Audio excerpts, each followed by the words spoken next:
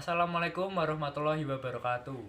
Perkenalkan, nama saya Wahyu Fitriadi, NIM 63014200065 dari kelas PKOD, akan menjelaskan tentang sistem pernapasan pada manusia.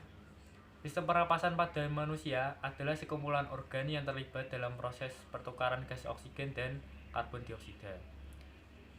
Sebelum mengetahui cara kerja sistem pernapasan pada manusia, mari kita terlebih dahulu mengenali organ yang berperan pada sistem pernapasan.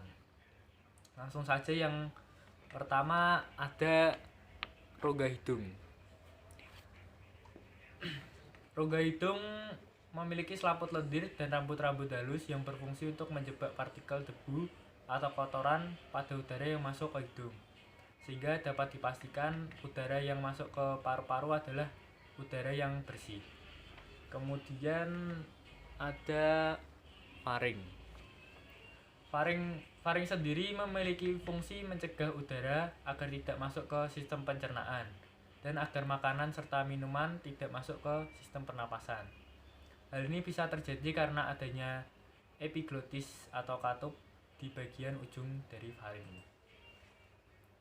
Kemudian ada laring.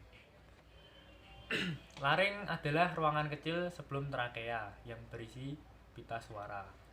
Kemudian ada trakea. Trakea sendiri memiliki bentuk panjang seperti pipa. Organ ini merupakan jalan nafas utama menuju paru-paru yang terletak di tenggorokan, tepatnya di bawah laring.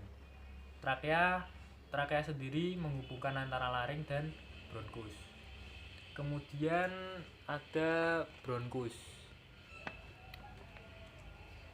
Bronkus adalah cabang dari trakea yang berfungsi untuk meneruskan udara ke paru-paru. Bronkus sendiri dibagi menjadi dua, yaitu bronkus kiri dan bronkus kanan. Bronkus memiliki banyak cabang kecil di bawahnya. Cabang terkecil ini bernama bronkiolus. Kemudian ada paru-paru atau pulmo. Paru-paru terdiri dari jutaan alveolus yang menerima udara dari bronkiolus dan bertugas sebagai tempat pertukaran oksigen dan karbon dioksida. Paru-paru sendiri dibagi menjadi dua, yaitu paru-paru kanan dan paru-paru kiri. Paru-paru kanan terdiri dari 3 lobus, yaitu superior, medius, dan inferior. Sedangkan paru-paru kiri terbagi menjadi 2 lobus, yaitu superior dan inferior. Langsung saja kita ke cara kerja sistem pernapasan pada manusia. Kerja sistem pernapasan pada manusia melibatkan semua organ pernapasan. Organ-organ ini bekerja sama untuk membantu tubuh dalam pertukaran gas antara paru-paru dan pembuluh darah, yang kemudian akan disalurkan ke seluruh bagian tubuh atau dihembuskan lagi ke udara. Ketika kita menarik nafas atau disebut dengan inspirasi, diafragma dan otot-otot di antara tulang rusuk kita akan berkontraksi dan meluangkan rongga dada sehingga paru-paru bisa mengembang dan terisi udara. Udara masuk lewat hidung dan mulut dan melewati proses penyaringan partikel-partikel kecil oleh rambut-rambut hidung, lalu menuju ke trakea atau batang tenggorokan. Udara dari trakea masuk ke paru-paru melewati serangkaian cabang di paru-paru yang disebut dengan bronkus dan bronkiolus, kemudian berujung di alveolus. Ketika udara mencapai alveolus, terjadi proses pertukaran antara oksigen dan karbon dioksida pada pembuluh darah kecil bernama kapiler.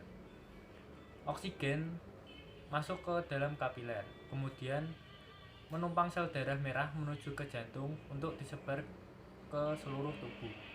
Di saat yang bersamaan, karbon dioksida masuk ke kapiler ke rongga paru-paru. Setelah pertukaran oksigen dan karbon dioksida selesai, otot diafragma dan tulang rusuk kembali rileks dan rongga dada kembali seperti semula. Udara yang mengandung karbon dioksida pun terdorong dari alveolus menuju ke bronkiolus, bronkus, trakea, hingga keluar melalui hidung. Selain berperan dalam pertukaran udara dan gas, sistem pernapasan juga berperan dalam memelihara dan menyeimbangkan kondisi di dalam tubuh agar tetap stabil. Dalam istilah medis, kemampuan menyeimbangkan kondisi ini disebut homeostatis. Cukup sekian dari saya. Jika ada salah, mohon maaf. Wassalamualaikum warahmatullahi wabarakatuh.